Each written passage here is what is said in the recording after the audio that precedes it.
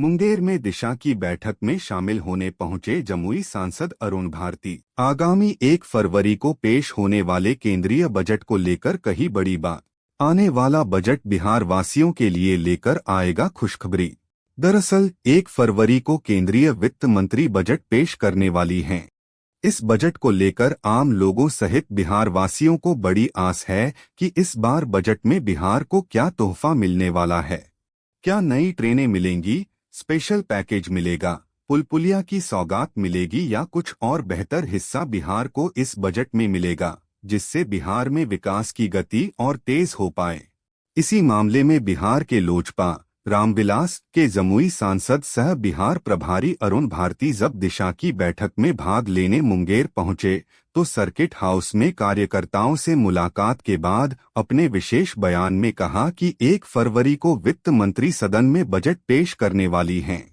और उस बजट को लेकर सभी सांसद और प्रतिनिधि यह जानने को उत्सुक रहते हैं कि इस बजट में उनके क्षेत्र और उनके राज्य को क्या मिलने वाला है। उन्होंने कहा कि इस बार का बजट भी पिछले 2 बजटों की तरह हो ताकि विशेष पैकेज और विभिन्न परियोजनाओं के लिए राशि मिल सके।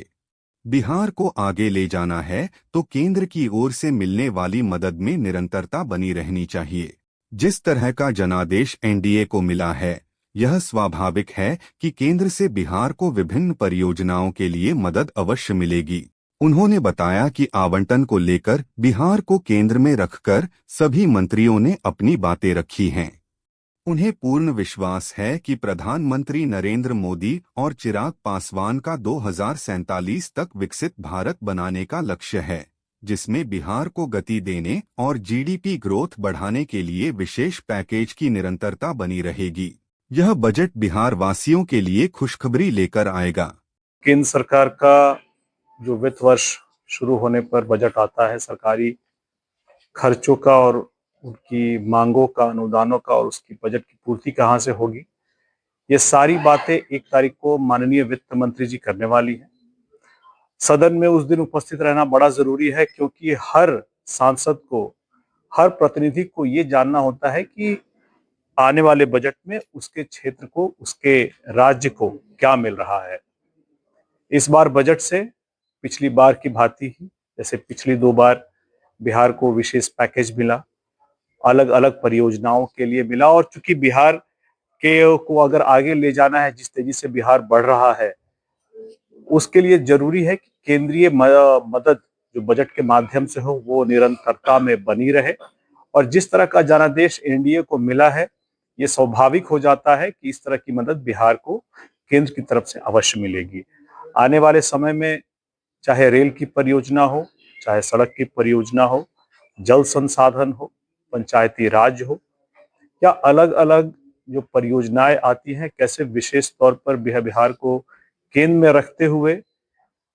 इसको आगे बढ़ाया जाएगा। ये हमारे जितने भी माननीय मंत्री हैं, सभी लोगों ने अपनी मंत्रालय के माध्यम से इस बात को रखा है और मुझे पूर्ण उम्मीद है कि खास करके जब आधारभूत संरचना, कैपिटल एक्सपेंडिचर की बात आती है या फिर बिहार को विशेष पैकेज देकर के विकसित भारत बनाने के माननीय प्रधानमंत्री जी के लक्ष्य में, हमारे नेता चिराग पासवान जी के लक्ष्य में, जो विकसित भारत बनाने का 2047 का लक्ष्य है, उसमें बिहार को गति देने के लिए, यहाँ पर जीडीपी ग्रोथ को गति देने के लिए विशेष पैकेज निरंतरता में बना रहेगा और इस बार भी उसके आने की हम लोग को पूरी उम्मीद है, जिस कारण से बिहार राज्य का जो चहुमुखी विकास है उसकी गति को धीमी ना पड़ने दिया जाए। इसी के लिए बिहार के लोगों ने हम लोग को ये मैंडेट दिया है और हम लोग का ये प्रयास रहेगा कि इसको और हम लोग कितनी तेजी से आगे ले जा सकते हैं।